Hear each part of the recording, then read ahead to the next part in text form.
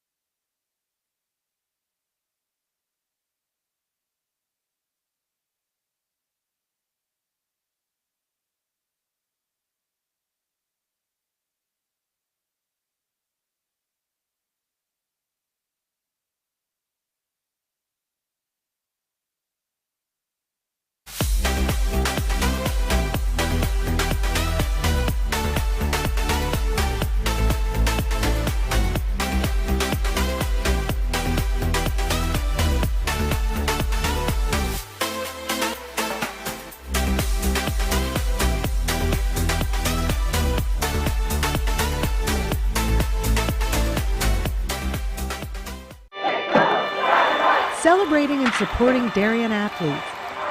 That is a simple mission of the Darien Athletic Foundation. Broadcasting live from the field, DAF Media covers 125 games a year. All Darien teams, our youth, in our town, on our fields.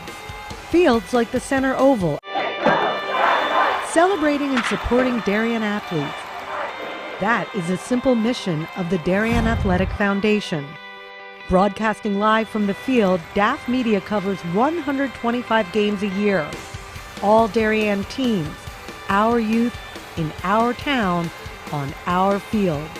Fields like the Center Oval and Upper Oval turfs, the JV softball field, and Stadium East, the longest turf in New England, all made possible by the Darien Athletic Foundation and its generous founders and donors. The Darien Athletic Foundation is not just committed to building our town's athletic infrastructure, it's improving the civic infrastructure for everyone to enjoy. The multimedia scoreboard, the snack bar pavilion, and the stadium lights, a $750,000 investment that makes Darien High School just the second school in Connecticut with LED lights. The Darien Athletic Foundation board is made up of local parents who know just how quickly it goes by. Its archives of more than 60,000 photos capture those precious moments of our young athletes as they strive to be their very best. The Darien Athletic Foundation has raised almost $9.5 million for our town and its kids, and it's not stopping there, as it continues to build a legacy for our youth as bright as their future, both on and off the field.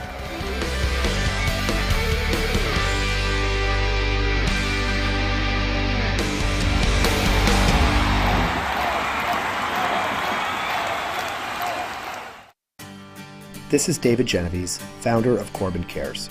Corbin Cares Phase 2, in partnership with the Darien Foundation, was launched to support the people who support Darien.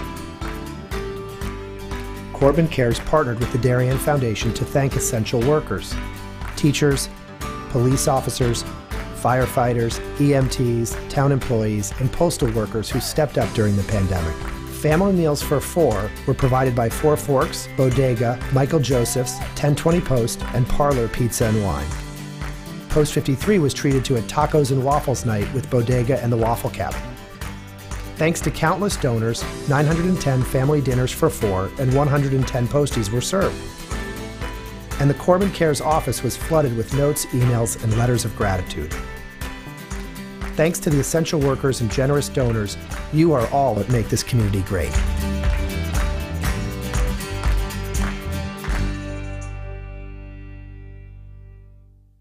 We are DAF Media, Darien's hometown source for sports, arts, and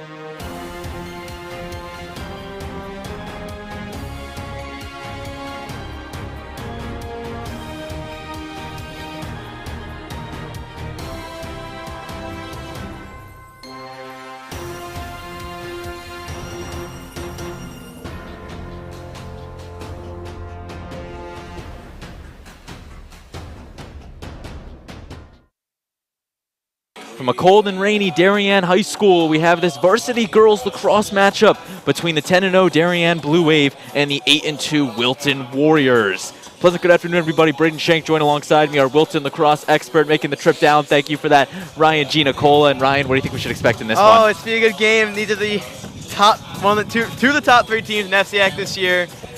Darien #1, Wilton #3, New Canaan just sandwiched in the middle right there. It's been a great game here to see these two teams play. It's another chance for Wilton or Darien to get a nice staple win in this Connecticut FCIAC program.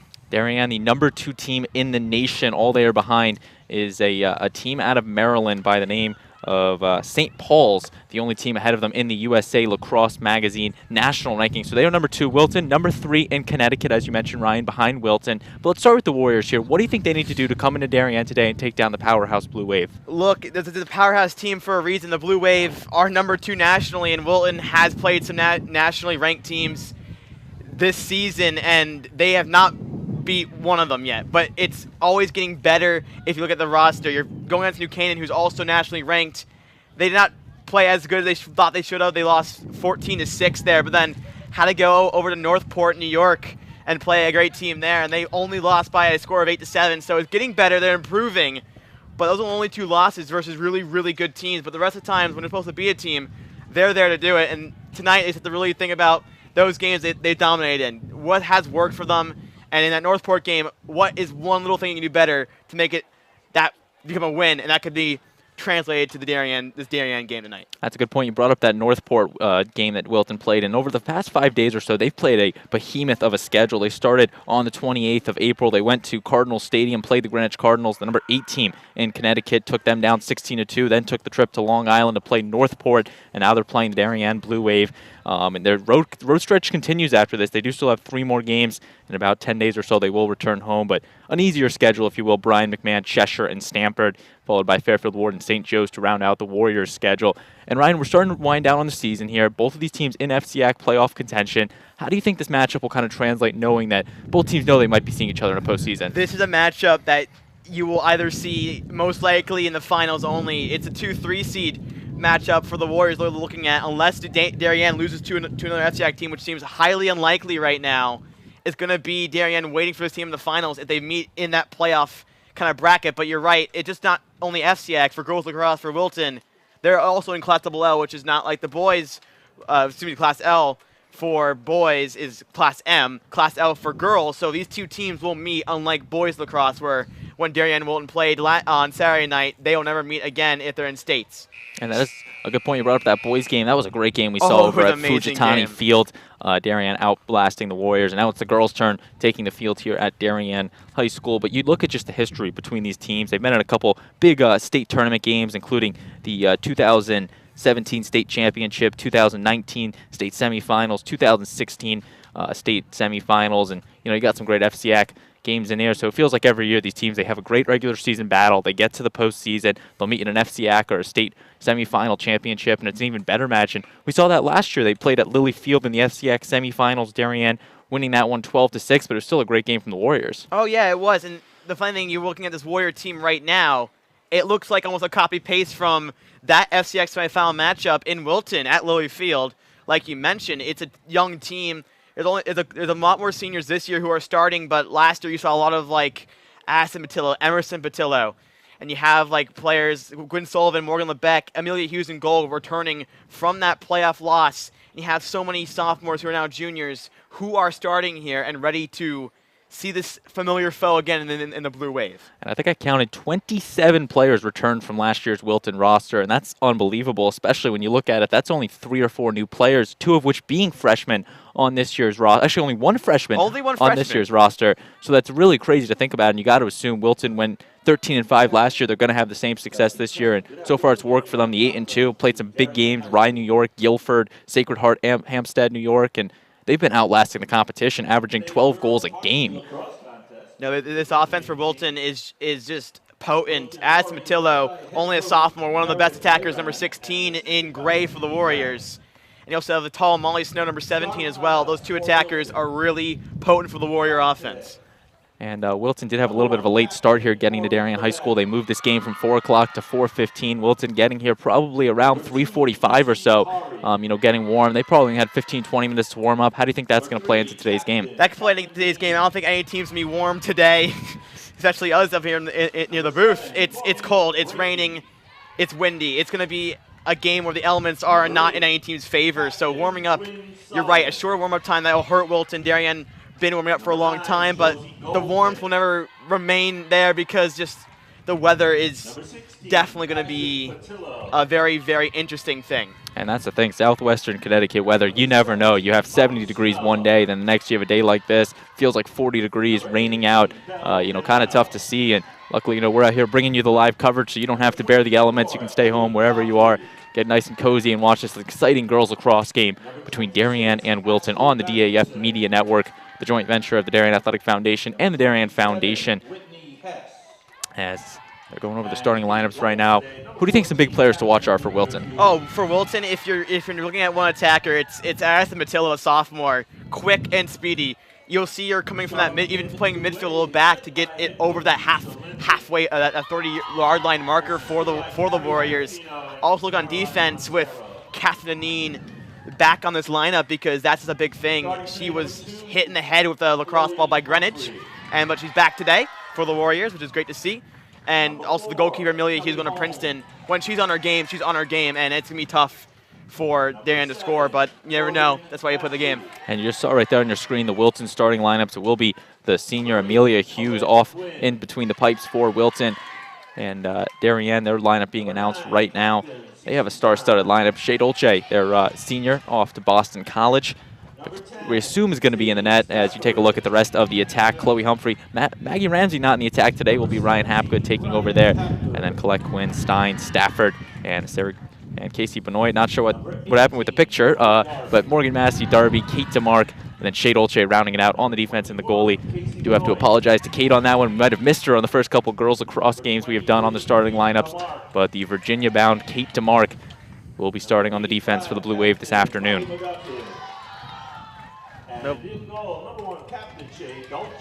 But you're looking at this Blue Wave roster, there's one thing that comes to mind. Star-studded college commits. 17 of them, as we're now going to send you to the national anthem. And I remind the gentlemen, please take off your hats.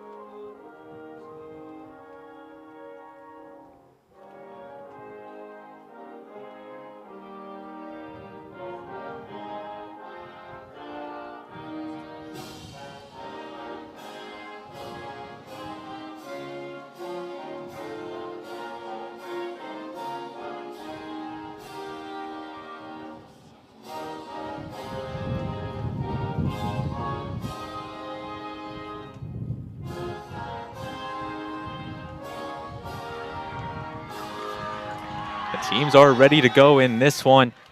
And a good crowd on hand here at the Darien High School Stadium field. Great faithful from Wilton making the trip down. Not that bad, about 20 minutes or so.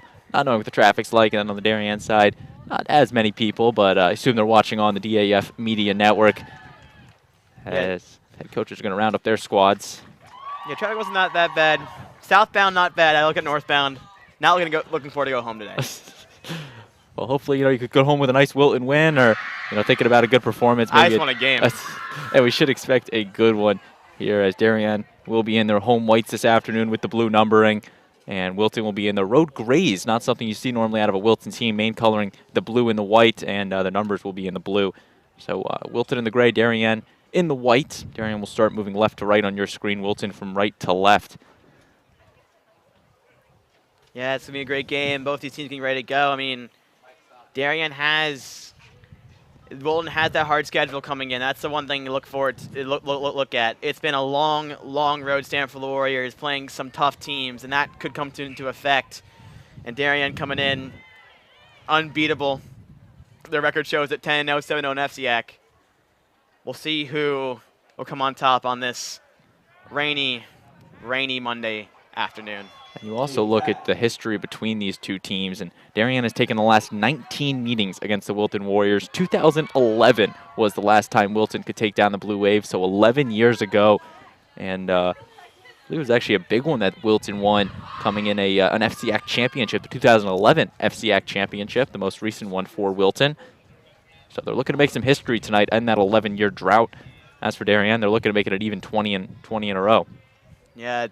It's 2022. 20 would look nice on their resume, but we'll see what happens here as Matcherson, the Dogo for the Warriors, will trot out and take this draw control. As well as number 10, Sadie Stafford. Yes, Sadie Stafford. I got that one right. In for Darien. And both of these girls are brothers playing on the respective boys teams. For Sadie, you've got Jeremiah Stafford, and for Masterson, her brother Grant Masterson, both stars on the respective boys teams. Translating over to the girls' side is the opening draw won by the Wilton Warriors. They're going to take it on the far side. Warriors, that's their one pet peeve, is that draw control. Not usually in their favor, and that's a good way to start it, as Batillo did grab it. Good start for the Warriors. Here's Molly Snow now, the Lehigh-bound junior for Wilton. Going to move it around from Lebec over to that far side. Warriors like that slow offense. They take their time and they wait for that moment where they get a cut. This Darien defense has been pretty solid so far. They like to push out the attacker, not give up anything, as now Molly Snow once again touching the ball. Gonna pass it around behind to number 24, Coffee. Molly the attacker, even though it says attack and attack score goals, she is one of the best passers for the Warriors when they get into this final attack. Lebec now. Gonna spin out of it, being guarded by Quinn. That's actually Massey. Completing the pass. That's Coffee right there. Backs out to Snow. And the great cut, the shot. The ball is loose, rebound, picked up, trying to go low. Dolce once again with the state. Two big stops from the Darien senior on a good opportunity from number 18, Belle Donano. A very good stop there by Dulce. Going to Boston College for a reason, the #1 team in the college polls too, showing why she deserves to go there with a great 2 saves to be in the game. And we always tell the story on these broadcasts. Freshman year, Dolce taking home the FCIAC championship MVP, and ever since then, head coach Lindley running with her in net, getting that offer to Boston College, committing the first day she could junior year, and has been just off to the races leading this Darien team. Here's Sadie Stafford now. Going to pass it over to Quinn. Keeping it moving now to the Michigan-bound CC Stein. One of 3 Michigan commits out on this field today. 2 on the Wilton side, and CC Stein for Darien. Chloe Humphrey, the North Carolina-bound junior, off to Hapgood. Hapgood trying to get past Donano. Stafford now going to try her luck. Shooting stopped by Hughes.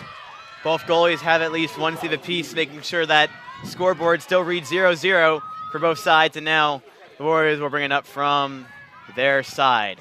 Ryan, that's exactly how the boys' game started Saturday night. Both teams came down on their first couple possessions, and both teams' goalies made some nice stops early. Yeah, goalies are just so important in lacrosse. When you got 2 good ones like this, both college-bound D1 lacrosse commits, it might be not a shootout. It might be, can they get the ball into the net is the question. Breaky taking it over into the offensive third. Here's Snow. And retreated to Morgan Lebec, a senior captain for Wilton. She's off to Amherst in the fall, playing lacrosse. Sullivan, another co-captain for Wilton. The Wilton midfield has 2 co-captains, 2 seniors who's been here for a long time, so it makes that midfield just so calm and collected. Keeping it moving. Now finding the stick of Patillo. It's Addison Patillo, one of 2 Patillos on this team. Addison and Emerson. Driving though, shooting. And that one is stopped by Dolce once again. And the violation called on Wilton at number 18, Beldanano. So the free position will be awarded. Going to the Warriors. Coffee will get it behind the net, seems like. So a violation on the Blue Wave then, and free position for Wilton. Snow over to Sullivan. She'll keep moving to Lebec.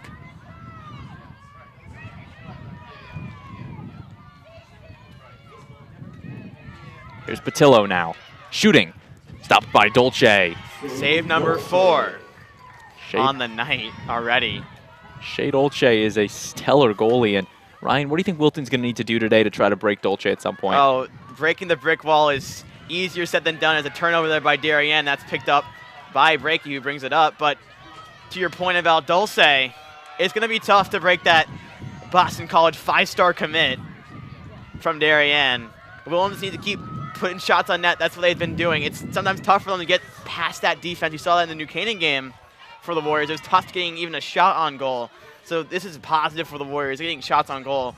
And 2 already very challenging, where Dolce made some outstanding saves. So far the possession time has been in favor of Wilton. Darien only having that 1 possession, in which resulted in a Hughes save. Yeah. Here's Morgan Lebec now.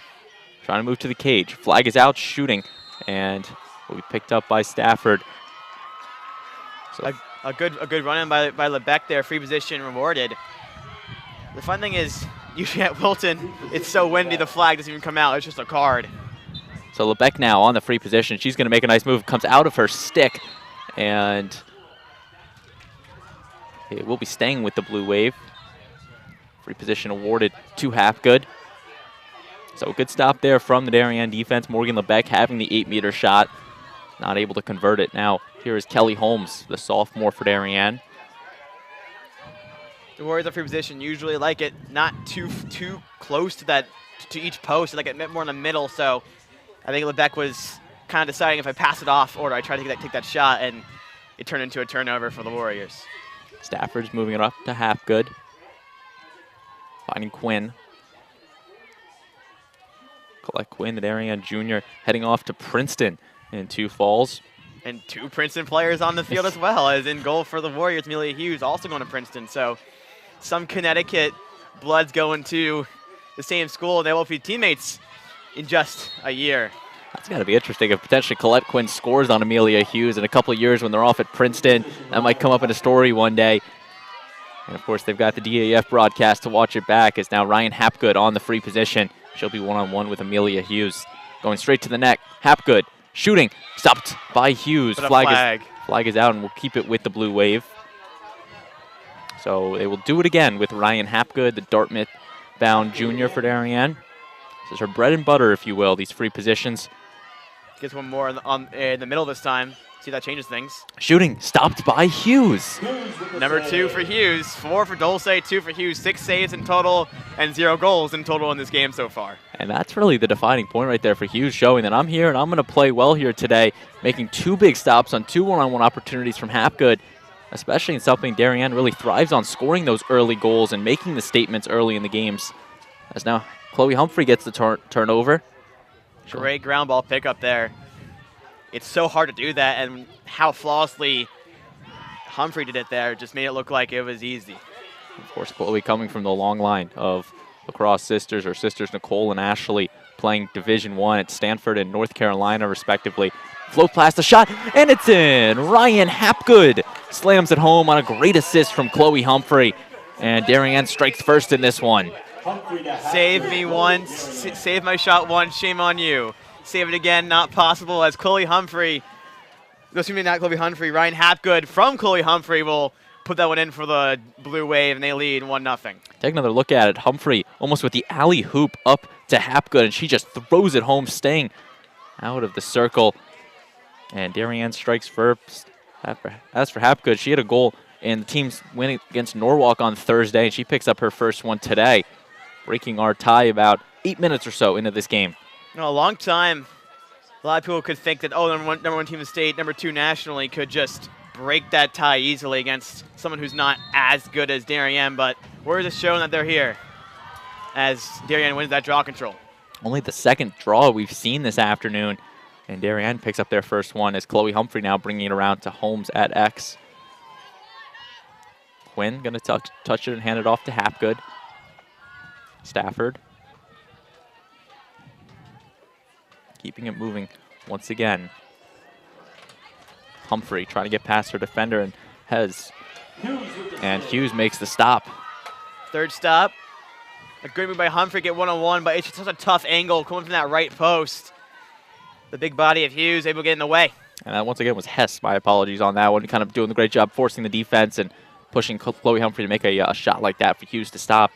As now she is going to put the Hail Mary downfield. Finds the stick of LeBeck. Yeah, it's midfield. Hughes like thinking those passes are now counterattack. Hughes going down, and it's but from behind. I'll stay with the Warriors there, but I had my first call on DAF Media when LeBeck went coast to coast for a goal in the FCIAC semifinals. So I thought I had to do a repeat there. And LeBeck, the All FCIAC first teamer from last year, returning for Wilton for her 3rd year for Coach Mayron. She now has the free possession off of Dolce yet again. I think that's save number 5 for Shea this afternoon. Yeah, 5 for Shea, and there's a little bit of discussion, and now finally it gets to what I was about to say. The back there by D-Mark gets the Darien possession back. Usually when that shot goes wide or gets tipped wide, it'll go back to the team who backs it up, usually is the team on attack, but Darien, oh, the turnover. LeBeck now gets a turnover. She's going to shoot. Stopped by Dolce again. The rebound. Stopped by Dolce. That was Donano with the shot, and she is in disbelief yet again. Number 7. The 3rd time Belle Donano has been denied by Shea Dolce. This is just showing why Boston College has got a special one out of Darien High School. I mean, that's truly unbelievable. The turnover to LeBeck, the rebound grabbed by Donano, and Dolce making 2 more big saves. The brick wall holds strong in goal for the Blue Wave. Now we're going to see Molly Snow, the junior, passing it off. To Coffee there behind the net. Coffee being given some room from Hapgood. Once again, her and Snow in that end zone.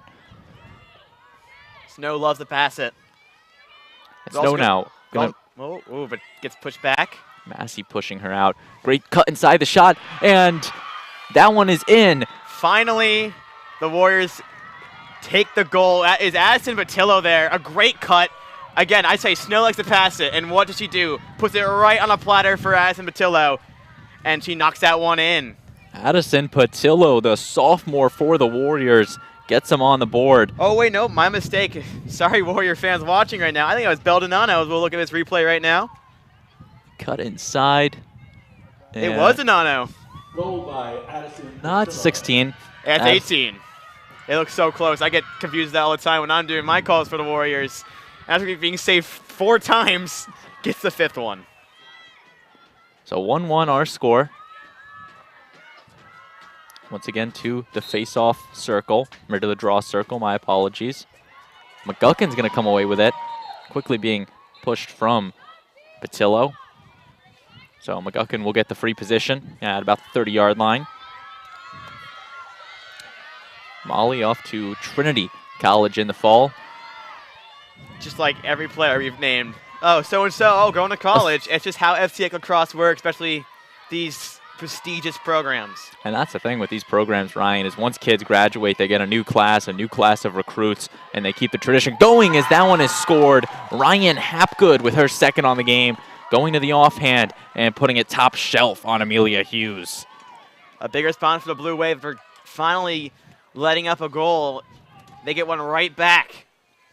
Ryan Hapgood, the junior for Darien. Her 2nd of the game. You take another look at it. Stein with a great fake out there, passing it off to Hapgood.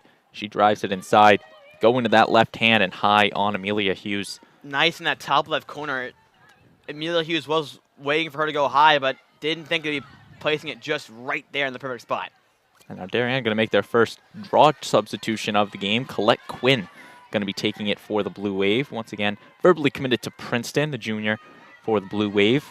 And she's being met with Masterson of the Warriors. And the Warriors did their midfield substitution, so you're going to see Gemma Peterkin out there as well as Mia Sommer, number 13, 11, number 11 and 13 respectively, which takes out.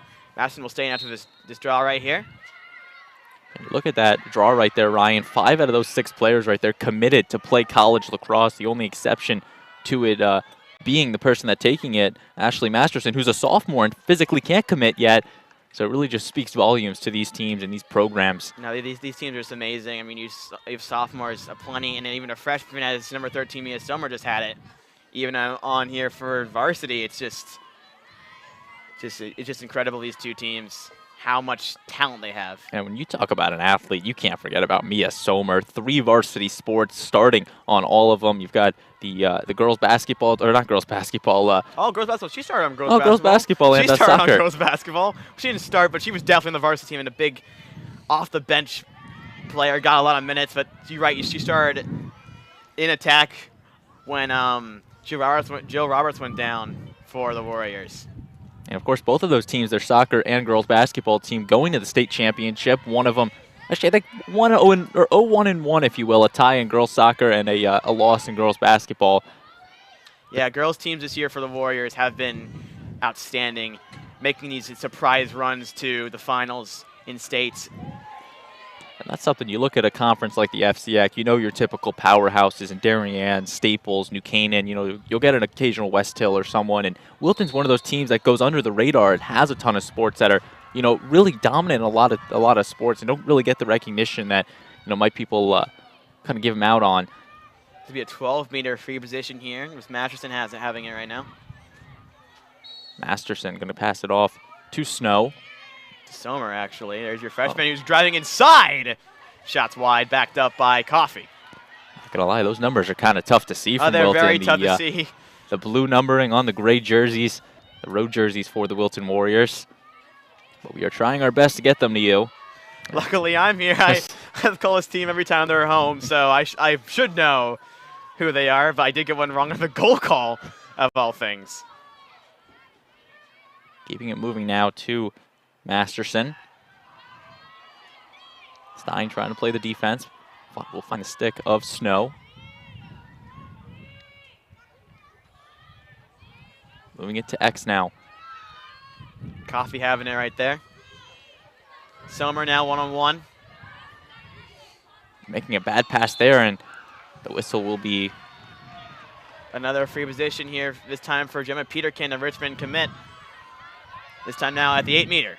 So Peterkin with the 8-meter. Last time Wilton had this was stopped by Dolce. She now goes to the net, and once again stopped by Shea Dolce. That's one part of Shea's game that she's really perfected over the year, those one-on-one situations, and she's been showing it tonight, making, I believe, 8 saves we're up to already. It could be 9. And we're just 15 minutes into this game, as now Stafford's coming streaking down the near wing. For the Warriors, they need to start finding some goals. It's only 2-1 right now, Darien in lead, but if they keep getting stopped, Darien has plenty of opportunities to put it right in. But on the other side, Amelia Hughes also playing fantastic so far, only letting 2 in. That great save on Hapgood on our free position. Stein and Humphrey passing it around behind the net. They're going to set up the play. Stein already has 2 assists in this one. The 2-goal scorer, Hapgood. Now that's McGuckin falling to the ground. And the whistle's going to be keeping it with Darien and awarding Molly the 8-meter free position. Just from his left side here. Last time from this kind of area. A good save by Amelia Hughes, kept it out for a little bit. McGuckin shooting and going low to score. Molly McGuckin with the goal, and Darien goes up 3-1. A big goal there from McGuckin. Maybe an early timeout for actually Darien. I thought Wilton might want to talk it over, but they get a chance to anyway with this timeout. So there's a replay of the great free position. A good fake shot there, looking to go kind of in the kind of middle area, but instead goes low on that left side. And you see Molly right there just perfecting the craftiness with the stick on that one, falling to the ground, going to the shoes of Amelia Hughes and scoring. 3-1 our score, 9:42 left in the opening half. We're going to take a short break and be right back on the DAF Media Network.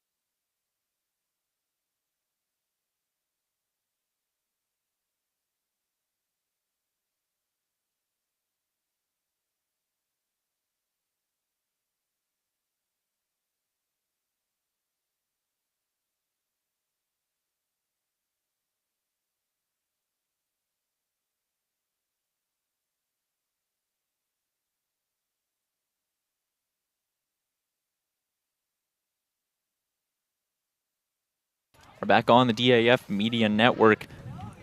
And we have a quick stoppage. I'm going to give a shout out to our production crew this afternoon, all student volunteers, bringing you the sights and sounds in this one. Robert McElhost, Kate Bogdan, David Popson, Alexandra Viro, and Whitney Scallon.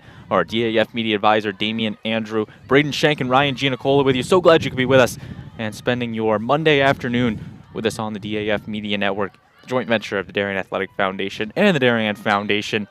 Quinn and Masterson on the draw, won by Colette Quinn. Here from Darien looking to increase this lead. They've had not as much possession, but they have had the better shots. Well, I couldn't even say better shots. They've got them in. Tate Dulce, facing the same good shots, just playing out of her mind right now. Now Humphrey's going to wrap it around and score. Chloe Humphrey going top shelf on Hughes, and Darien extends the lead to 3. 3 straight for the Blue Wave.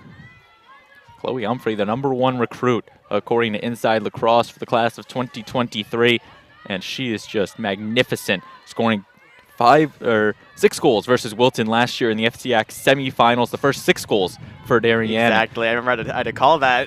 She put up her first one in this one, wrapping around, beating her defender, and Hessen scoring, as now we see the draw once again. Was counting goals for Darien, also was counting Humphrey's goals for Darien, the same thing almost. This time the draw control is won by Masterson for the Warriors, and she will bring it up. Masterson, the sophomore for Wilton. You got to assume for head coach Mayron, she's going to be lucky to have her back for the next 2 years of Wilton lacrosse. As now we see Josie Goldman, newly entered into the game. Also a sophomore. Want to add this to the sophomore train. Only 5 sophomores on this Wilton roster, mainly on the junior-senior upper class side of things. But a lot of juniors. That's why I look at these players to be back. Mostly players who you see right now, aside from the goalkeeper, and then you have also Lebeck and Sullivan on the midfield. And almost the entire attack is going to be juniors. Yeah, that's a good point, Ryan. So you definitely got to look out for Wilton in years to come for the powerhouses of the FCIAC.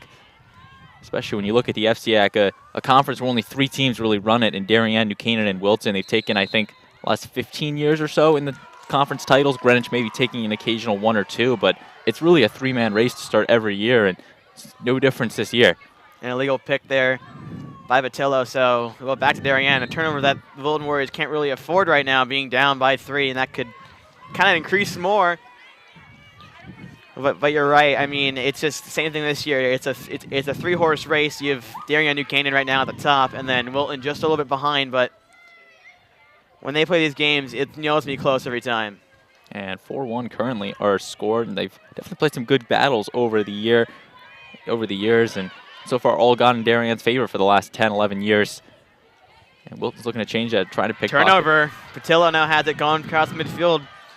There's Patillo making one move on DeMarc. She's going to retreat it out, set up the offense. Yeah, Warriors, again, like to play it very slowly. Very rarely you'll see the Warriors taking it right to the cage early. It'll just take some time to develop, and they wait for that nice move or that nice cut inside to get that goal. Wilton going to move it out with Patillo. Now finding the stick of Sullivan. Sullivan, the All-FCIAC second-teamer last season. Back to her fellow captain in Lebec. Lebec being given some room from Stein. Now here's Addison Patillo, the sophomore. Being pushed out from Hapgood. That'll be Grace Williams now at the X. Williams, a senior for Wilton, newly entered into the game. She'll be off to Miami University in the fall for academics, no athletics. Good move there. Making it was Patillo. But good job there by Benoit, keeping her right in front of her, not letting her get around. And that's another thing. Head coach Lisa Lindley has been happy to have Casey Benoit playing more of a defensive role last year, playing on the midfield attack. This year, more of a defensive player, and someone that's made a big impact for this Darien team is now coming and scoring is Gwyn Sullivan for Wilton. A midfielder scoring there. A nice move from that 12-meter circle and cutting inside, and now a nice top right shot beating Dulce, and now the Warriors right back in with two. So Gwyn Sullivan, the senior captain, puts Wilton's second goal on the board. You take Ashley Masterson out on the draw. So Sullivan, her first goal of the afternoon, the All-FCIAC second teamer last season. She'll be off to Pomona Pitzer in the spring to play lacrosse. Yeah, it's been a long senior night of listing off colleges for the Wilton Warriors. Very excited for that day. But right now today, it's 4-2, Darien lead. So now it's Quinn and Masterson on the draw. And McGuckin's going to pick it up, making it look easy. Yeah, the Warriors and Darien, surprisingly, the Warriors aren't usually the best draw control team in the FCIAC or even in the state, but they're keeping up with Darien. Something very surprising, something very promising for the Warriors in this so far. We also see for Darien, sophomore Brinley Vrooman in the substitution box. We might be seeing her in a bit in this one. So now we see Chloe Humphrey making a nice spin move, going to retreat it to Holmes at X. Holmes dumping it off to Hapgood, and she slams it home. Yeah, well, about to put a point for the Warriors. They need to find a way to stop Darien's attack, and that's not going to be doing it right there. Getting around the cage, getting right from behind, a pass inside, and Hughes has to really make sure every player on Darien is a scorer on attack. Make sure they get everyone. You have that close up on that left side, some love, and then that gets Hapgood a wide open shot in the middle. And throw the hats off on that one. That is the third goal for Ryan Hapgood tonight, just in this first half. Great performance from Ryan so far. As Darien now leads 5-2, 5.5 minutes left to play in the opening half. And if you're Wilton, it's still a promising start, holding one of the best teams in the nation, only 5 goals. No, it all starts with that possession. Warriors love possession game. It's a great win there by Patillo. She is one of the best at, that's Donano, I think. That is Donano winning that one at the midfield, getting that stick up there. I mean, it's just 16-18 turnover. Humphrey by doing Humphrey. A great job. She's now going to come down the field with it, using the speed, powering her way through. She's got a one-on-one, and she scores. From the midfield goes Humphrey. Now a 4-goal lead for Darien. A turnover, something that's been hurting the Warriors. Some turnovers on either fouls or, as you see there, just a good interception of the pass for Humphrey, and she goes all the way down coast to coast. Chloe Humphrey, the soon-to-be Tar Heel, going coast to coast, or really midfield to the goal on that one, powering right through Wilton, number 9, Goldman, and taking it to Hughes and past Hughes. Now a good time out for Wilton, a good time to take it, because this game could slip away at any moment. Need to find a way to get a goal on the board. Ryan, what do you think head coach Marin's saying to her squad right now, having given up the last couple goals? What do you think's going on in that huddle right now? I think going on the huddle, look, you are keeping this number 1 team in the state and number 2 in the country team to just 6 goals in the first half. An offense that's usually really dominant with so many great commits going to college from Darien, and they're saying, you know what, we're holding them at least 6. but we need that defense to tighten up a little bit because even in the beginning, some great saves by Amelia Hughes kept them off the scoreboard, but the defense letting some easy shots get through. We need to kind of take out that middle area of where Hapgood is, who has the hat trick so far in this one. So 6-2 our score, 5:04 left in the first half. We're going to take a short break and be back on the DAF Media Network.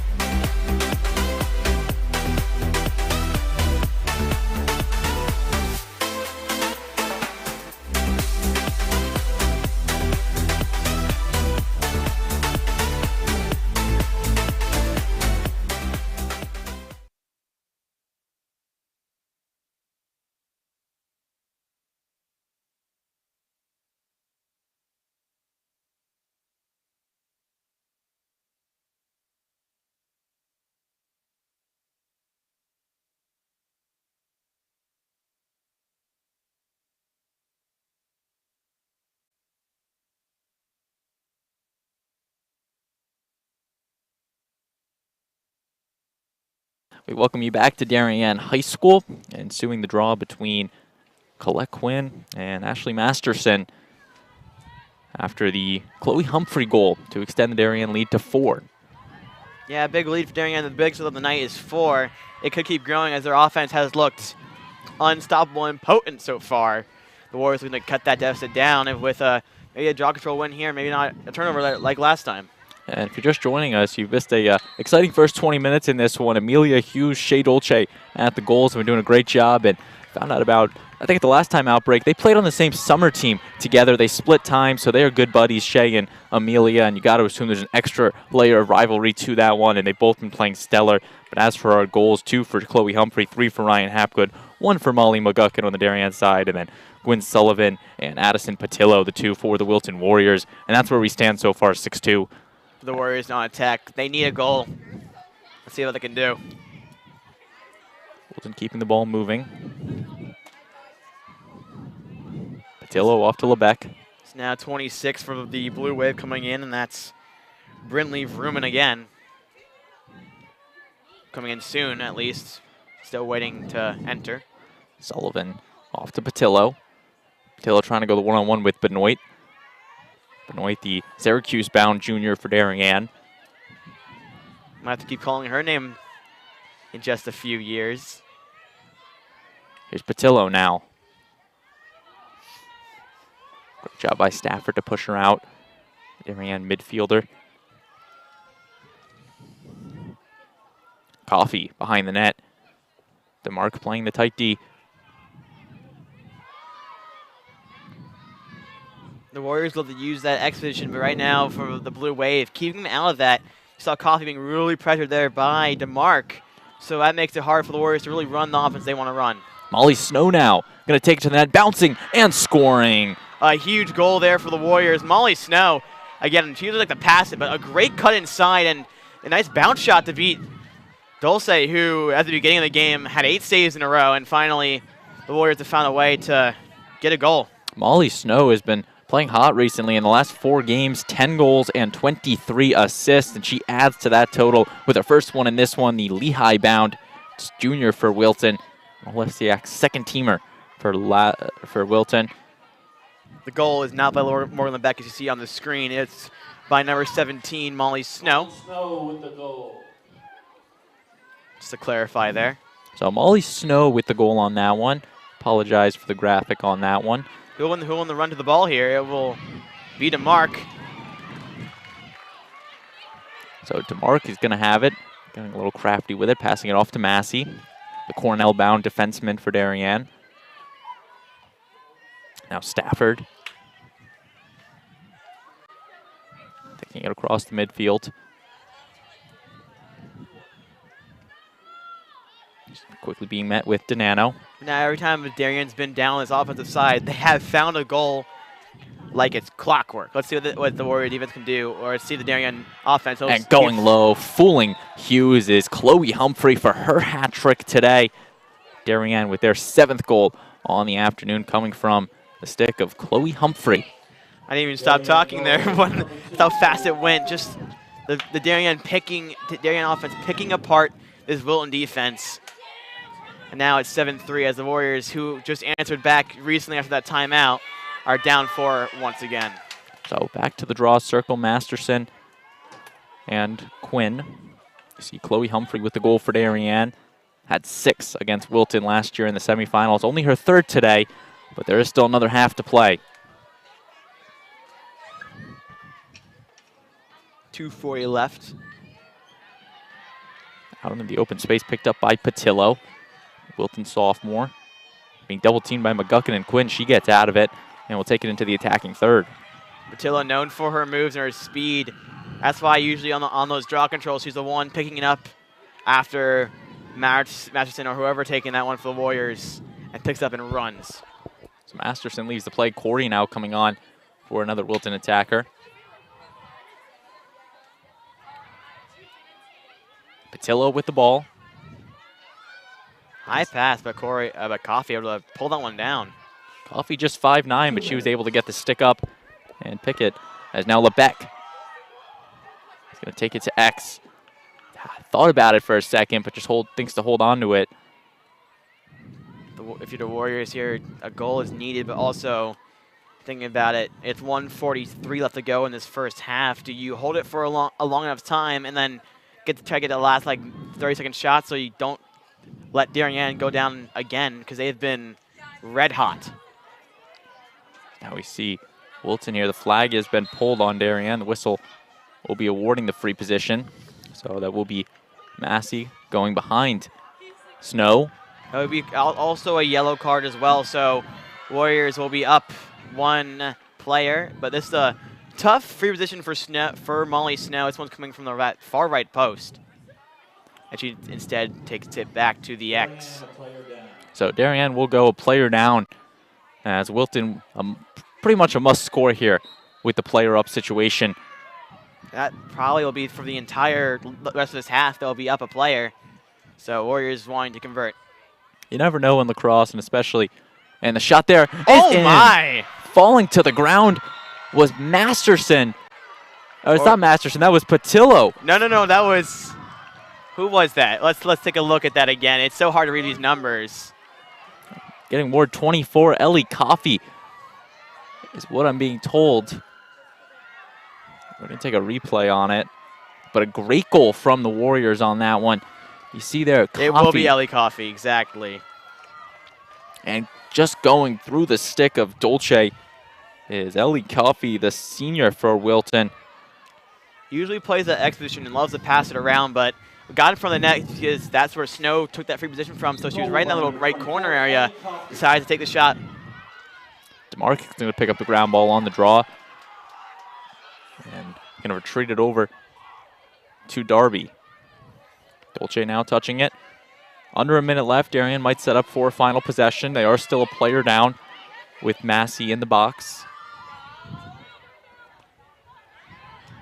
Humphrey trying to pick it up. She will, fighting through. Snow. Almost a good turn there for the Warriors. Needed that one. But good job by Humphrey to get it just away. So Darien with it. Chloe Humphrey. 30 seconds left. Whistle is going to be blown. Free position now. CC Stein, the Michigan-bound senior for Darien. A couple weeks ago when they played Manhasset, she capitalized on 2 of these free positions. Going to look to do the same on Amelia Hughes. Going to the net. And another flag. Who will be? It'll be on Warriors. This time now will be Stein from more the middle. So CC Stein will try her luck again. Shooting stopped by Hughes, and the second time that has happened to Amelia Hughes, where the flag calls the first one off and she makes 2 big stops. As now it will be Goldman trying to flip the field for Wilton in 15 seconds. 14 seconds to go. Can the Warriors get up quickly? Instead, it's a bad turnover now with only about 6 seconds left. Humphrey going to the cage, taking it, shooting and scoring. Chloe Humphrey with 2 seconds left in the first half. Her 4th goal of the half. And a great goal there. Wilton had the momentum going for him, and a careless error in favor of Chloe Humphrey, and she takes it right to the cage. Great job to out-hustle her defender and Sullivan going the one-on-one, dodging and just bouncing it into the net. Yeah, it's not what we need for the Warriors. That's if you're looking at the halftime keys to the next half. Warriors cannot turn over as much as they did versus this great Darien lacrosse team. So the draw will ensue, and pretty much riding on it, 2 seconds. And that will do it for the half. Darien with the 8-4 lead. Ryan, what did you see in the first half? First half, if you're looking at when the Warriors played another great FCIAC team in New Canaan, it's a better half. Look at the positives. They have 4 goals. They only had around 3 or 4. They had around that same number, but they're more in this game because New Canaan had a lot more goals than just 8. They've been, at least for the first half of this game against New Canaan, they had a lot more goals, and now trying in this first half of the game to keep Darien from scoring, but in this latter half of it, they've been scoring a lot. So Darien leading 8-4 into the halftime huddle. We're going to take a short break with that. You are watching the DAF Media Network, a joint venture of the Darien Athletic Foundation and the Darien Foundation. We'll be back in 6.5 minutes with second half lacrosse. The technology upgrades provided by the Darien Foundation has been a game changer for us. It's allowed us to improve our training. It has helped us hone our skills. Thanks to our partnership with the Darien Foundation, who's provided all this technology and several grants throughout the years, we're able to continue to be prepared to respond whenever you need it. I'd like to thank the Darien Foundation for their continued support. They've been a wonderful partner, and they've taken this vision that we've had for this property and make it a reality. Thanks to the Darien Foundation, we have this amazing new van, and we are so excited about it and what it'll do for the community. This is going to be a real improvement in the services we provide. The Darien Foundation is important to the community in the scope that they reach out to answer needs. It's important for people to be proud of where they live and to understand that if they want a better society, that they need to fund places like the Darien Foundation and the places like the Mather Homestead, because they're so rich in cultural achievements that it makes it a better place to live.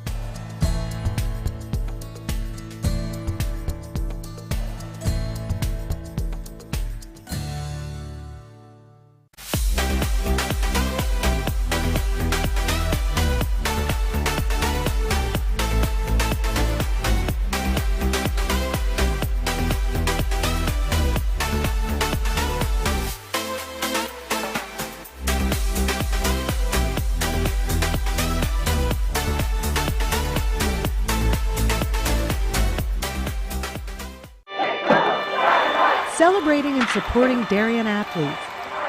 That is a simple mission of the Darien Athletic Foundation. Broadcasting live from the field, DAF Media covers 125 games a year. All Darien teams, our youth, in our town, on our fields. Fields like the Center Oval and Upper Oval turfs, the JV softball field, and Stadium East, the longest turf in New England.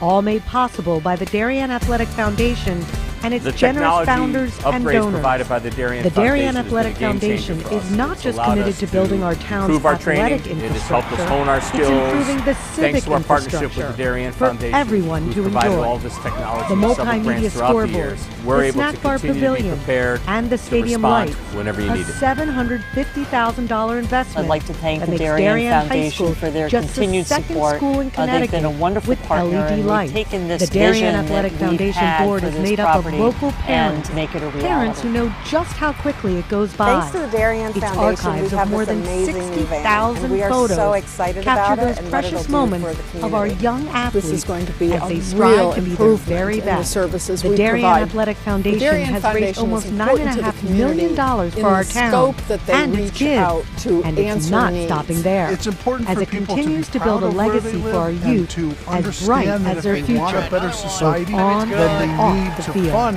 places like the Darien Foundation and the places like the Mather Homestead, because they're so rich in cultural achievements that it makes it a better place to live.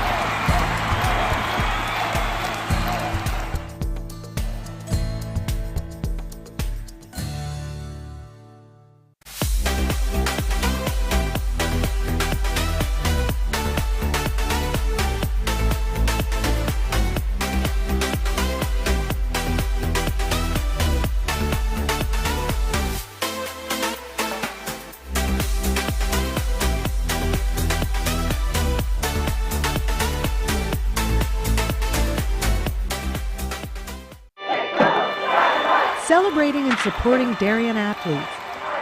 That is a simple mission of the Darien Athletic Foundation. Broadcasting live from the field. Celebrating and supporting Darien athletes. That is a simple mission of the Darien Athletic Foundation. Broadcasting live from the field, DAF Media covers 125 games a year. All Darien teams, our youth, in our town, on our fields. Fields like the center oval and upper oval turfs, the JV softball field, and Stadium East, the longest turf in New England, all made possible by the Darien Athletic Foundation and its generous founders and donors. The Darien Athletic Foundation is not just committed to building our town's athletic infrastructure, it's improving the civic infrastructure for everyone to enjoy. The multimedia scoreboard, the snack bar pavilion, and the stadium lights, a $750,000 investment that makes Darien High School just the second school in Connecticut with LED lights. The Darien Athletic Foundation board is made up of local parents who know just how quickly it goes by. Its archives of more than 60,000 photos capture those precious moments of our young athletes as they strive to be their very best. The Darien Athletic Foundation has raised almost $9.5 million for our town and its kids, and it's not stopping there, as it continues to build a legacy for our youth as bright as their future, both on and off the field.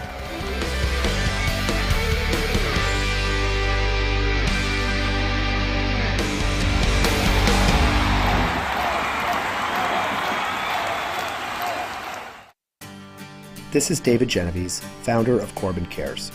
Corbin Cares Phase 2, in partnership with the Darien Foundation, was launched to support the people who support Darien. Corbin Cares partnered with the Darien Foundation to thank essential workers, teachers, police officers, firefighters, EMTs, town employees, and postal workers who stepped up during the pandemic. Family meals for 4 were provided by Four Forks, Bodega, Michael Joseph's, 1020 Post, and Parlor Pizza and Wine. Post 53 was treated to a tacos and waffles night with Bodega and the Waffle Cabinet. We welcome you back to the Darien High School Stadium Field, awaiting the start of the second half between Darien and Wilton. Darien with the 4-goal lead, 8-4. Braden Shank and Ryan Giannicola with you. So glad you could be with us on the DAF Media Network. Our production crew this afternoon, all surviving the elements out here today. Robert McElhost, Kate Bogdan, David Popson, Whitney Scallon, Alexandra Viro, and our DAF Media Advisor, Damian Andrew. And we thank you for watching from wherever you may be, as now Chloe Humphrey will take the draw for Darien to start off the half. Humphrey with 4 goals to her name in this one, including the last one with about 2 seconds left in the first half, as that one is picked up by Patillo. She's going to out-hustle DeMarc on the near side, passing it off to number 18. That's Donano, yeah. Donano. Again, I'll say it again, I've been watching the Warriors play most of the season, and it's always been that draw control. It's been the toughest thing for the Warriors to crack, and looks like right now they're definitely winning more than, they're winning at least some of them. So right now 50-50 with that draw control, which is why the Warriors have at least been only in it by 4 goals, 8-4 to score. And a great cut inside shot and a goal. Number 2, Lucy Corey for the Warriors. Now it's 8-5. That's why I say the 8-4 score. That is past history, as now Lucy Corey, again, another player who likes to play around the X, gets in the middle and that is not marked, and then slams it home. That's a good start for the Warriors, something they need out of halftime. Take another look at it. Corey going the one-on-one, the Wilton Jr., an all FCIAC honorable mention last season. A great right-handed shot from her, and you take another look at it, just beating Shea Dolce on that one.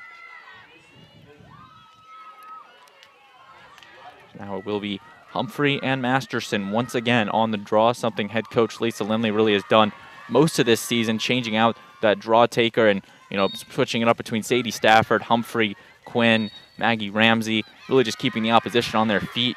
And the Warriors will win off of infraction there. They have a chance to bring it really close back. There's now Masterson going to take it to the attacking third. She'll come off for Coffee. Wilton's dogo, if you want to call it that. That's something you don't see in girls lacrosse. Normally in the boys' counterpart of it, you have the fogo, it takes the face off, hustles off, and the girls' sport, you see them play the midfield and tend to play out a couple minutes. So a dogo, as you call it, Ryan, not necessarily a common thing for all teams. No, but for this team, Matchison has gone better every single game and has just won 2 really important ones in the second half. So we can see Patillo now with the ball. Her second year on varsity for the Warriors. Still cold and drizzling out here in southwestern Connecticut. If you were to tell me what day it was, I'll look at my calendar, I'd say maybe early April. And a shot there, stopped by Dolce, rebound. It's on the ground and pushed to Dulce. So Dolce making another stop to her. She's going to look for the pass. Brick wall so far for Darien tonight made, I think we're up in the double digits now for Dolce. We have to be.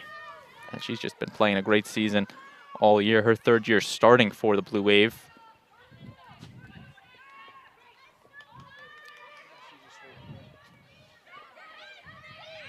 Passing it complete to Stafford. Stafford's now going to move her way up to the middle of the field. Over to Massey. Massey will be brought back. Will be granted the free position with Snow going behind her. Again, getting a little chippy out there. You see the rivalry right coming to this game. Both teams want to win it. Of course, both of these teams sitting good in the FCIAC standings. You look at the FCIAC East, Darien in first with the 7-0 in conference, New Canaan in second, and Wilton tied with New Canaan in second with the 4-1 in conference. New Canaan rather, their one loss in conference coming to Darien, and Wilton, their one loss in conference coming from New Canaan. So little three-team contest here, and it's going to be interesting come postseason time. A great pass to McGuckin. Loses it, but scooped up by her teammate in Sadie Stafford. And we see McGuckin once again going to try her luck.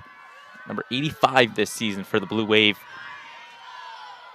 The Joe Schoen Memorial Jersey Award, first year they've done it this year, and Molly the first recipient of it. As now we see Stein over to Humphrey.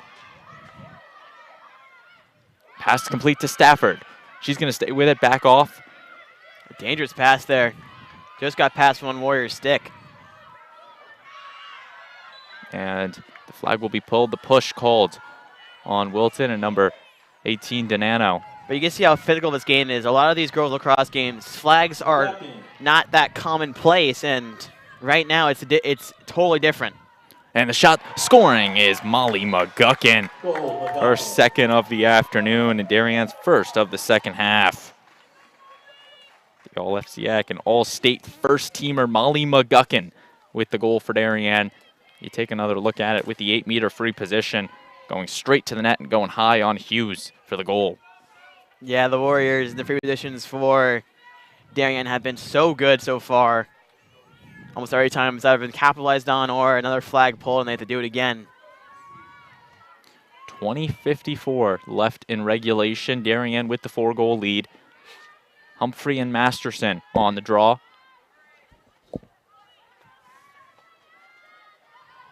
Some pushing going on between McGuckin and Donano.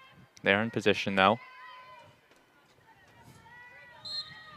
Up in the air, Masterson's going to try to grab it herself. Instead, we'll have to get it off to Patillo, who will field it in a quick restart from her. Yeah, the Warriors want to move quick. They're down by 4. They need some goals. So time is not in their favor. And Snow behind the net with it.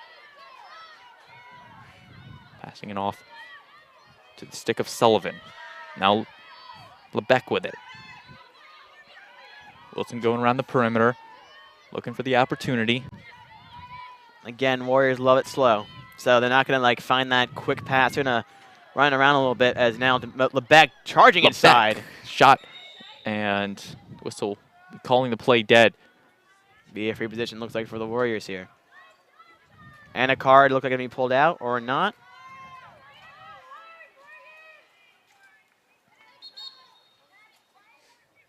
So the refs are going to converse on this one. Maybe a further penalty ensuing. It's a stick change, though, for number 17 in Ryan Hapgood. I see that same the new stick has the same magic. She had 3 goals in the first half. Looking to put her name on the score sheet in the second. So we're going to see a free position 8-meter shot for Morgan LeBeck. She'll be on the far side of the arc. A little bit to the right, but close to center. Taking it to the cage, shooting and scoring. A big goal for the Warriors there now, back down to 3 again, but what has happened, every time Warriors answer, the Blue Wave roll right in and get another goal. Morgan LeBeck, the senior captain for Wilton, puts the goal on the board, capitalizing on the 8-meter shot. The Amherst-bound senior for Wilton. And now Lisa Lindley once again making a substitution at the draw circle. Colette Quinn, number 8, re-entering to take on Masterson, who's been the staple for Wilton all season at the face-off circle. Masterson has won the 3 draw controls we've had so far in this one. Let's see if number 4 is coming, or will Colette Quinn get her first? And that one's on the ground, kicked off by Quinn. Soccer player in the fall using that out here. But Corey will finally get it, and it's already across the 30, so Warriors back on attack. So number 4 goes to Masterson's way. I find it interesting right there. Masterson has a different stick for the draw, and then when she goes on the attack right there, being handed off a new stick, and she'll stay out there. So the Dogo for Wilton. Dogo has it right now, but we're going to pass it off.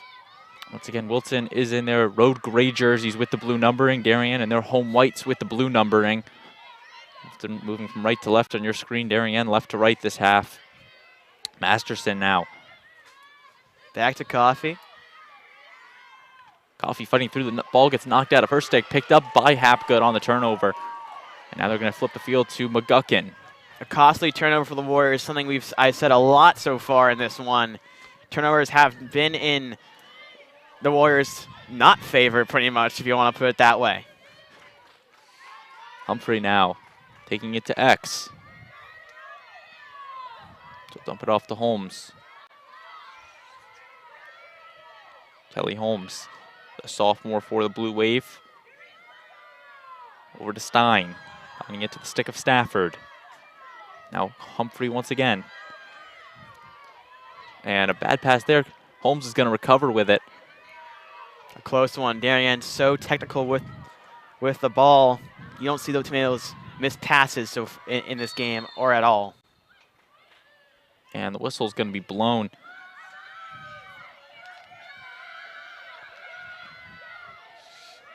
As it will be a free position awarded to the Blue Wave. At the 12-meter. CC Stein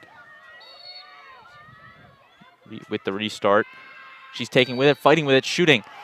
And the whistle is going to blow it off, so Wilton going to get the call in their favor there. As now Hughes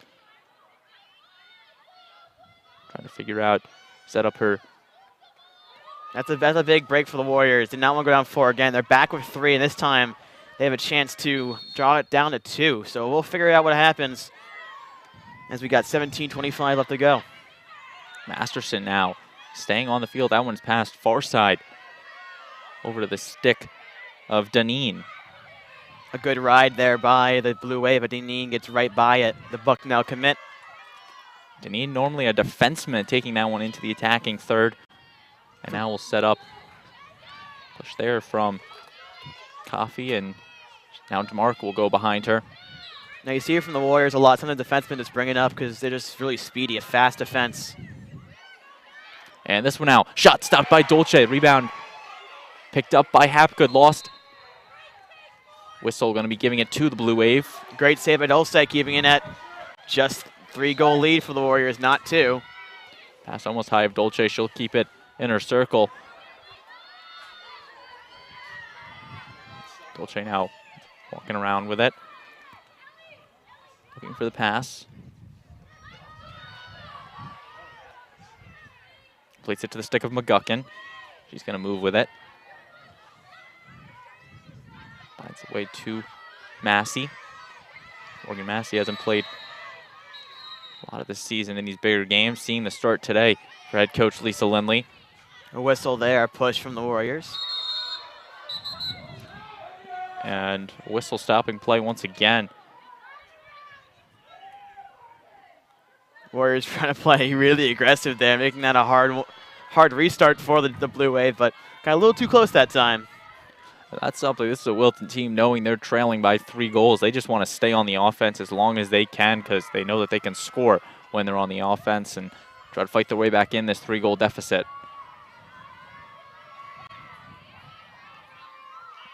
Stafford passing it off to Stein. Right back to Stafford.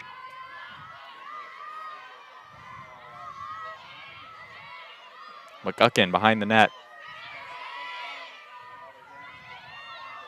Stein going to try to make a move. Staying with it. Dumps it off to McGuckin inside. That one is, whistle's going to be stopped, sending a Wilton player off with the yellow card. That will be Masterson sent off, so Darien will go player up. And now they don't have to do anything after that. It's free position right from the middle for McGuckin, my apologies. So Molly with the 8-meter. Faced one-on-one with Amelia Hughes.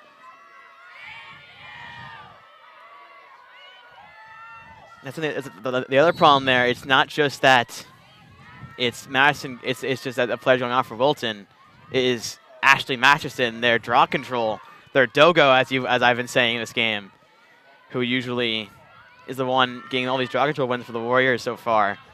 Without that, it could be challenging. So maybe Darien's strategy could be scoring quickly. Stafford going to pass it off to Humphrey. Long pass completed to Stein. That one soaring high of the net.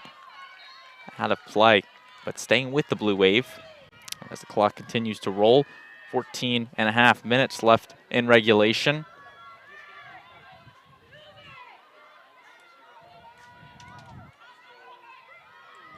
Stein passing it off to Holmes, over to Humphrey.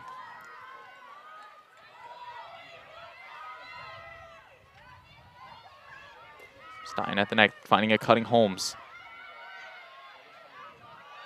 Here's Chloe Humphrey driving inside, shooting. That one is wide, but possession staying with the Blue Wave thanks to CC Stein. It's a good save there by Hughes. It just went off, seemed like her left leg. But you're right, it does save Darien. They back it up for the second time in a row. So Darien still on the player up. Pass completed to McGuckin. Trying to dump it off inside, and Humphrey going low, and Darien's going to stay with it, so they're going to have to regroup right here and stay on the offense. And Darien right now, usually it was like clockwork in the late end of the first half, but now Warriors stiffen up a little bit. Shot stopped by Hughes. Great job by Quinn coming inside on that one, but Hughes making the big stop, and now is going to wait for the player down to wear off to set up this Wilton offense as Masterson starting to get up, knowing the time has almost come. See, and she's off.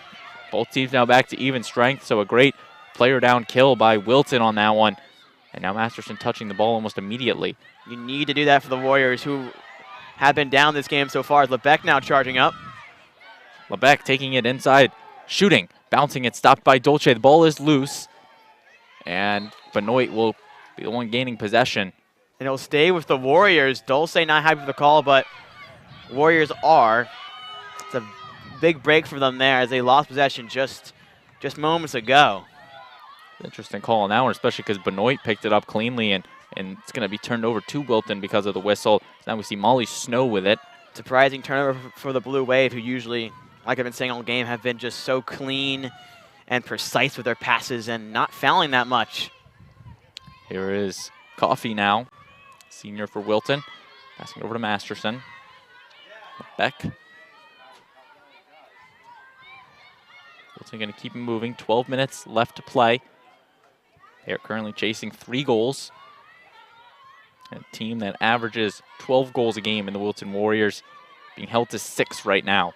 They're 1 away from tying what they got in Northport, New York on Saturday.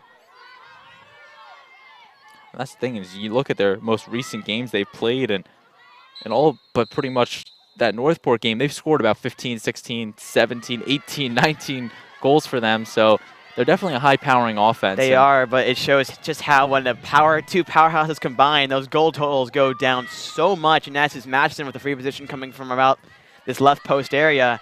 But we'll see if this is going down to a 2-point game, or will Shea Dole say the brick wall get another save on her resume. Masterson shooting high of the net off of the stick of Massey. Going to be picked up by the Warriors. Great save. Well, I wasn't going to say that, but looked like it was a little bit skied there over the crossbar, but Warriors able to keep it. Now here is Coffey with the restart. Wrapping around, shooting, stopped by Dolce. Rebound still loose, picked up by Snow. Quickly knocked out by Stafford. And the whistle's going to be finally giving Darien the break and giving them the ball. Darien's defense coming up when they need them the most. When the offense is not clicking like it was in the first quarter, their defense is rock solid right now. The Warriors have not found a goal in a while, but a turnover opportunity for the Warriors. And the whistle will be blown, called on Wilton, free position to Stafford. Ref said something to the Darien sideline. Yeah, and in these rivalry games, tensions are at utmost high. As DeMarc is now on the far wing with it. Over to Holmes. Even moving to Humphrey now at X.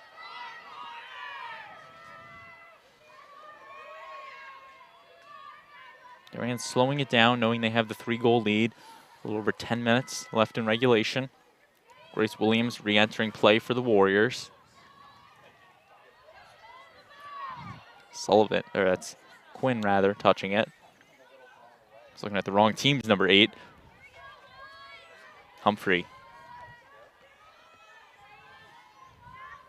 Just taking their sweet time, waiting for this clock to keep dwindling down as they know they have all the time in the world. That's something you look at, Connecticut High School lacrosse, no shot clock just yet, and, a big factor to potentially the state pushing for that is situations like this, a 3-goal game, 10 minutes left, where Darien would be forced to pretty much have to put a shot up, and because Darien's in no rush right now. Yeah, shot clock as well. Let's see, also there's the debate in basketball too, when there's no shot clock for either boys or girls. So really interesting debate that the state will have to figure out. Either they keep it like this, or is it time to get that action back? I think if I saw somewhere, 2023 is the year that they would be pushing for basketball to try to get that in there for the 2023 season and potentially change some things. Because you look at the prep league games, and even in the state of Connecticut, they have the shot clock. So it's not a universal thing, but just in the Connecticut Interscholastic Athletic Association. Timeout seems like it'll be by Wilton there. So Wilton taking the timeout. I think you got to assume they're going to be talking some strategy here, knowing what Darien's going to do given the past 2 minutes. They've just been moving the ball around. And Ryan, what do you think Wilton's going to try to do here in this final 9 minutes? Wilton needs pressure. It's just going to be like, can you rely on your defense to be just stagnant enough to make sure a goal doesn't go in, but at the same time, making sure Darien knows that they can't just sit in that corner and wait that timeout, because the time is not on their side. Still 9 minutes left to go. Only a 3-goal lead for Darien. But we'll see. There's still 9 minutes, and there's still some strategy to work out. Darien with a 3-goal lead. They're drawing up a play in their huddle. It's going to be interesting to see what comes out of it, but we're going to see once we come out of this commercial break. You are watching the DAF Media Network, a joint venture of the Darien Athletic Foundation and the Darien Foundation. We'll be right back.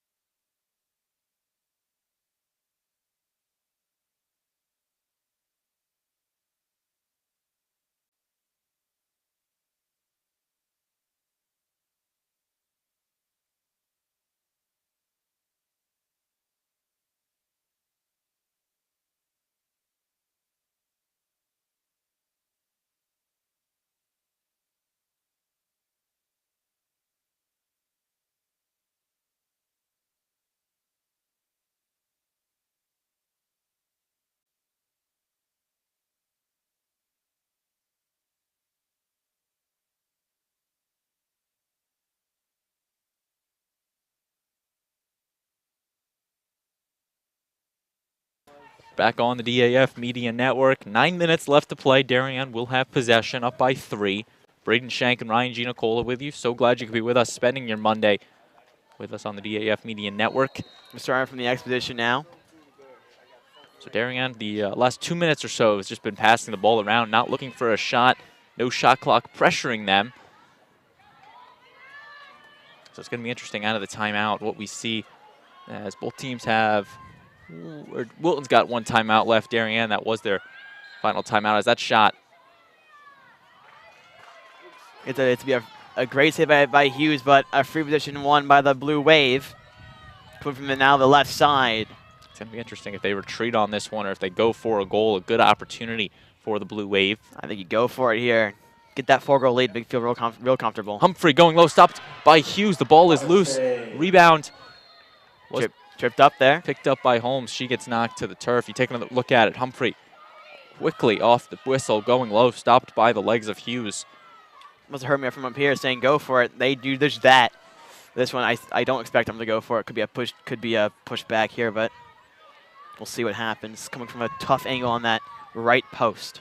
Kelly Holmes with it on the near side.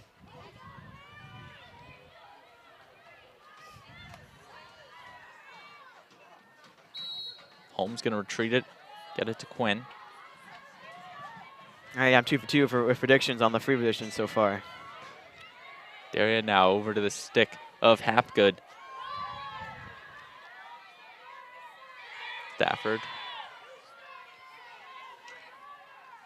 Crowd now starting to get into this one a little. As Hapgood now going to try to dodge to the net, being double teamed out. Almost triple teamed. Stafford getting it over to Stein. Stein driving inside, being pushed to the ground. Flag was pulled out. As the wind has stopped here at Darien High School. The rain with it too has stopped, so still cold. 2 out of 3 problems are solved. At least we still got a good game on hand. Darien with the 3-goal lead. As Humphrey free position now. I think it's actually going to be Stein with that. Oh. Yeah, C.C. Stein shooting. And the PA, Anthony Sweeney, correcting that one. Something that rare miss from Sweeney on that one. But it was fixed as Darien now with possession. Hapgood over to Stafford. Stein finding a cutting Humphrey down low. She's getting pushed. Flag once again out. She took at least a stick to the head, if not 2. Card stays in the pocket, though, so that means just a simple free position here for Chloe Humphrey. So Humphrey at the top of the 8-meter. Clock continuing to tick. She's taking it to the net, shooting, and going high to score.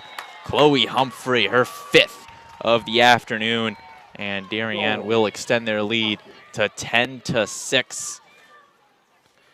Warriors need to work fast. They've been playing great defense, but just a lot of flags there against the Warriors, making it impossible to really get that, to get finally back into their hands on offense, and that really hurts them. Down by 4 now with about 6 minutes left to go. So really looking forward to see how this one ends. But Darien right now, the gas pedal in the driver's seat, pushing for that 11th win. And this is going to be a big draw ensuing here. If Wilton can win it, they can set up an actual offense. And if Darien wins it, you got to assume it's going to be a lot of the same, holding the ball and running that clock out. As it will be Quinn who had it initially, comes out of her stick. Wilton's going to gain it.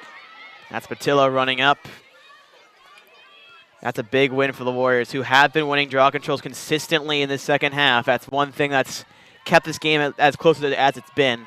The Warriors, all in their mind is get 1 goal and keep marching on. 5.5 minutes left. Wilton chasing 4 goals in this one. That's Williams retreating it. Here's number 17, Molly Snow, losing it. Gets it right back. Massey applying the pressure. Warriors cannot lose it. And in front of the net, that one is in.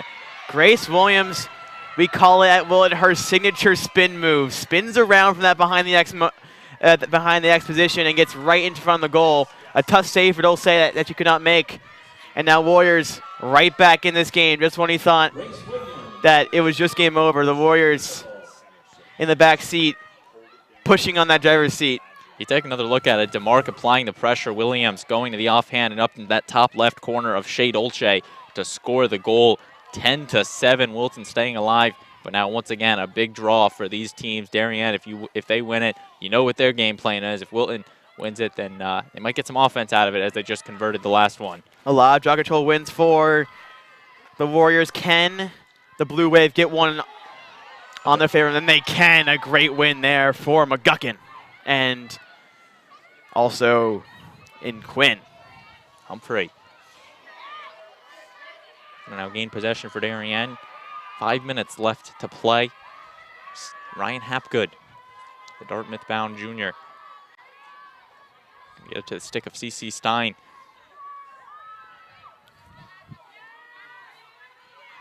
Here's Hapgood once again. Stafford wide open, and whistle will be blown.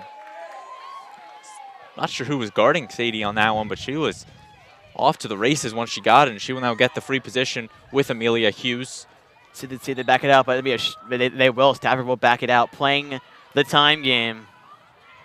And that's a selfless play right there from Stafford, knowing that you might get a goal out of it, but play the smart, get the win, and, you know, keep the clock moving, because that's what Darien needs if they want to win this game. Exactly. You've seen the Warriors in the second half have found out a way to beat Dulce, which has been a big thing, as she was almost impervious in the first half and the start of the first half, especially.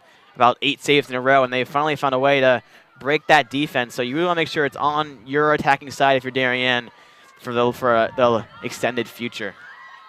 Humphrey behind the net, where they're going to pass it off to Hapgood. A long distance pass completed. Stein. Right back to Hapgood. That clock continuing to tick off.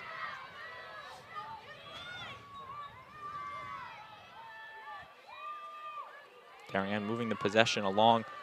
But that's where the score ends tonight at 10-7. You look at that great run by the Blue Wave in the latter half of the first half. That really gave them this big lead.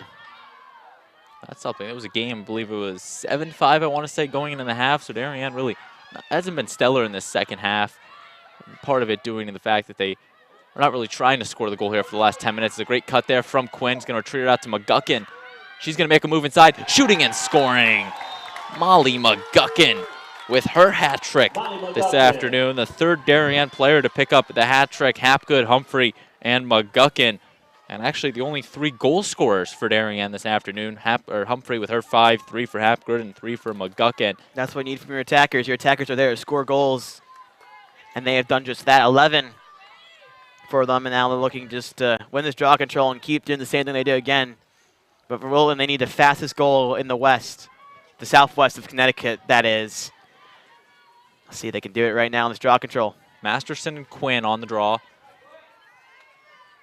Draw controls have pretty much been going in favor of Wilton this afternoon. A shocker, especially coming from a person who watched a lot of Wilton lacrosse. And just quickly looking ahead on this one, Wilton will be back in action on Thursday as they will head to Jack Casagrande Field and take on the Brian McMahon Senators, as well as Cheshire and Stamford, and a little road stretch that they're going to finish up. As for Darien, they have a game on Wednesday. They will head to Melville, New York to play the St. Anthony's Friars in a big game, and then they will go to Stamford on Thursday back-to-back, followed by a big game against Garden City actually on Saturday. So some big games for the Blue Wave. The shot there is called off. Darien, you might want that shot to go in, as I would give that 5-goal lead there, but they'll take a free position nonetheless. That'll be Hapgood once more. We'll see what she does here. Hapgood had 2 goals versus Wilton last year in the FCIAC semifinals, 3 today. We'll see the number 4 is coming, but instead the selfless play again, a smart play. She backs it out. And now Holmes. Holmes, a sophomore, first year on varsity, doing a great job as that is Stafford slamming it home. A great shot there, going away from the goal and where she even shot it. She placed that on the right side. She's going towards her left. Able to get nice enough power there to put it in, and that's a 5-goal lead. But if you're the Warriors right now, you just coming off a loss to Newport, and it looks like it's going to be another loss, 2 in a row. But you're looking at that New Canaan game, 14-6, a blowout, something you don't want to see, especially against one of your FCIAC rivals. And they stuck with the #2 team in the nation in Darien in this game. That's a really, really positive thing to look at because, like a lot of people say, it's hard to be a team twice, and these teams will definitely see each other in FCIAC, if not states. That is definitely a good point, Ryan. You look at it, Darien currently with the 5-goal lead. If they would hold on to win this, they will extend to 11-0 on this season and will get a full game in first place. Wilton will drop to 8-3, 4-2 in the conference. So potentially could be a 1 seed for Darien, a 3 seed for Wilton, and as you mentioned, a championship game at I want to say Norwalk Field, where they're doing it this year. Could be wrong on that. So it would be an exciting one, but of course, you know, they got to get through the Fairfield Ludlows, the Staples, the New Canaans first to get there, because I can tell you right now, the Rams are not going to go down easy. Oh, no, the Rams are not going to go down easy. It's going to be the top 3 again. Darien #1, Rams #2, and Warriors with this loss will be definitely #3. They're not going to be able to get up unless Darien or New Canaan drop a shocker. And that one picked up by Hapka. But you never know. You saw a team like the Victor Blue Devils go to New Canaan a couple weeks ago and pretty much shocked the world, taking down New Canaan, who was the #1 team, I think, in the nation to start the season. Yeah, but look at Victor also came to this field too, and almost even overtime. So Victor, New York, put him on the map in New York, right around the Syracuse area, just one of those suburbs there. Really almost took these 2 great FCIAC teams to the wire, and then they even won one. And you got to even look at that, Ryan, the fact that Victor had a lead late in that game, had a player foul out, had to play a man down for the last 8-9 minutes or so, and thus resulting in Darien's comeback. So they easily could have gone 2-0 on that road trip. Oh, they could have easily. It shows that it's just the girls lacrosse getting so much better everywhere as a goal by Snow. Snow will pick up her 2nd of the afternoon, the only Wilton player in double digits, or actually multi-goals today. Molly Snow, the Lehigh bound, Wilton Jr. Now it's good to see the Warriors. Remember what the time shows, that they're just going to give their all in the end. It makes the game look a lot better, but that 5-goal lead was just not indicative of what we've seen in this game. It was at one point, it could have been 7-4 at halftime, and then even out here, it's been a 3-goal lead for Darien for the entire time. Warriors keeping strong, but Darien win in the end. It's a big one there. Their final really tough game of the season, if you would say it in FCIAC, but they have a lot of hard non-conference games ready to go. They do indeed. They still got St. Anthony's, Garden City. They got to take a trip to Jersey to play Morristown, and those are just 3 of their games. And they also got to take on Fairfield Ludlow, Ryan, in another potentially difficult FCIAC game. But I mean, Ludlow was great last year, but Ludlow is not the same team. You saw Wilton blow them out. Can Darien do the same? You're right. But it's going to be really the top 3, and we just saw a game of probably the 1 seed and 3 seed. Darien 12, Wilton 8. That's your final score. Darien the victors in this one. Ryan, what were your final thoughts on the game? Final thoughts, I mean, if coming from the hometown of Wilton, you've just played #2 in the nation to just only a 4-goal loss, showing that it's possible to beat this team. It's possible to beat that New Canaan team who came to your home and trounced you by 8 goals. It's possible. It's all possible, and it's not over until they play that game. But if you're on the Darien side, the key to the game is they made sure. And see, we have a promposal here. It does appear that way. Matthew Minikis, the Darien boys captain, coming out a little post-game festivities. Chloe Humphrey definitely happy after that one. A 5-goal performance and a date to prom for her. So a big night for Chloe Humphrey. 2 wins for her. 2 wins. 2 wins for Chloe on the night. As once again, your final score, Darien takes this one. We lost it on your screen, but Darien, your winners in this one. 12-9, a great game. 12-8, 12-8. 12-8. Yeah, not sure what's going on with our graphic on that one, but Darien wins this one. They will go 11-0 on the season. I'm going to give one final shout-out to our production crew, Kate Bogdan, Robert McElhouse, Alexandra Vira, Whitney Scallon, David Popson, our DAF Media advisor, Damian Andrew. So for our entire production crew, Ryan G. Nicola, saying so long from the Darien High School Stadium Field, I've been Braden Schenk, and we thank you for watching this production of the DAF Media Network. We'll see you next time, folks.